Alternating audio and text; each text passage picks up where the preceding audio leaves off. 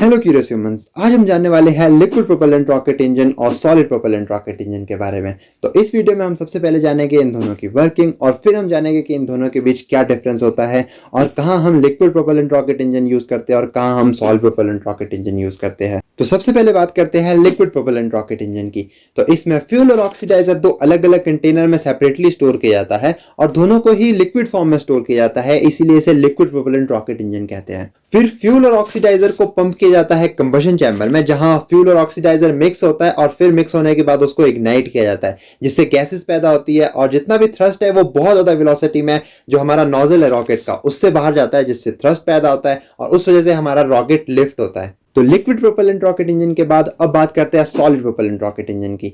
इसमें फ्यूल और ऑक्सीडाइजर पहले से ही मिक्स किया जाता है, फिर इसको एक बड़े से कंटेनर में स्टोर करते हैं। हाँ, इसमें लिक्विड प्रोपेलेंट रॉकेट इंजन की तरह फ्यूल और ऑक्सीडाइजर के लिए दो अलग अलग कंटेनर यूज नहीं किए जाते। इसको पहले से ही मिक्स करते हैं और फिर इसको एक कंटेनर में स्टोर करते हैं, जो कवर होता है एक इंसुलेशन लेयर से, ताकि जो कंबशन से हीट जनरेट होगी वो बाहर ना जा सके। और फिर हमारे सॉलिड फ्यूल को इग्नाइट किया जाता है कंबशन चैम्बर में, जिससे हीट जनरेट होती है और इसीलिए हम इंसुलेशन लेयर भी यूज करते हैं। और जितनी भी गैस जनरेट होती है वो थ्रॉट से होते हुए जितना भी एग्जॉस्ट है वो नोजल से बाहर जाता है बहुत ही ज्यादा वेलोसिटी में, जिससे थ्रस्ट पैदा होता है और हमारा रॉकेट इंजन लिफ्ट होता है। ओके, तो ये थी working liquid propellant rocket engine और सॉलिड प्रोपेलेंट रॉकेट इंजन की। अब इन दोनों के बीच के डिफरेंसेस को देख लेते हैं। तो जो लिक्विड प्रोपेलेंट रॉकेट इंजन होते हैं इनकी कंस्ट्रक्शन थोड़ी सी कॉम्प्लिकेटेड होता है अगर हम कंपेयर करें सॉलिड फ्यूल रॉकेट इंजन से, और इसी वजह से इनका थोड़ा साइज भी बड़ा होता है, वेट भी ज्यादा होता है और इनकी जो मैन्युफैक्चरिंग कॉस्ट है वो भी ज्यादा होती है सॉलिड फ्यूल रॉकेट इंजन से।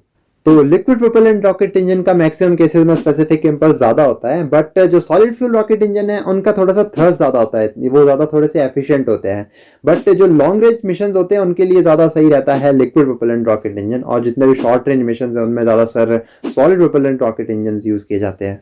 वैसे तो हमने ये ऑलरेडी डिस्कस कर दिया है, लेकिन डिफरेंस है तो हम इसको भी इंक्लूड कर लेते हैं कि जो लिक्विड प्रोपेलेंट रॉकेट इंजन है उसमें जो फ्यूल है वो लिक्विड फॉर्म में स्टोर होता है, और जो सॉलिड प्रोपेलेंट रॉकेट इंजन है उसमें जो फ्यूल है वो सॉलिड फॉर्म में स्टोर होता है। इसीलिए जो सॉलिड प्रोपेलेंट रॉकेट इंजन है उसमें जो फ्यूल है उसकी डेंसिटी थोड़ी सी ज्यादा होती है लिक्विड फ्यूल रॉकेट इंजन के कंपैरिजन में। तो इसी वजह से सॉलिड प्रोपेलेंट रॉकेट इंजन का साइज थोड़ा सा कॉम्पैक्ट होता है, और यही रीजन है कि हम लोग स्ट्रैप ऑन बूस्टर्स में solid propellant rocket engine use करते हैं, क्योंकि ये छोटे होते हैं और इनका थ्रस्ट ज्यादा होता है और ये ज्यादा एफिशिएंट होते हैं as compare to liquid fuel rocket engine. But जो सबसे बड़ा डिफरेंस है इन दो रॉकेट इंजन के बीच वो है कि जो सॉलिड प्रोपेलेंट रॉकेट इंजन है इसको एक बार इग्नाइट कर दिया तो फिर दोबारा स्टॉप नहीं कर सकते इसको, ये तभी स्टॉप होगा जब इसका फ्यूल खत्म हो जाएगा। बट ये थोड़ा सा एडवांटेज है लिक्विड प्रोपेलेंट रॉकेट इंजन के साथ कि इसमें आप फ्लो ऑफ फ्यूल और ऑक्सीडाइजर को आप कंट्रोल कर सकते हो कि कितना आपको कंबशन चैम्बर में डालना है, उसको आप कंट्रोल कर सकते हो, थ्रस्ट को कंट्रोल कर सकते हो बेसिकली। बट आप एक और चीज कर सकते हो, इससे रियूजेबल रॉकेट इंजन बना सकते हो, जैसे कि स्पेस एक्स के फैल्कन 9 है,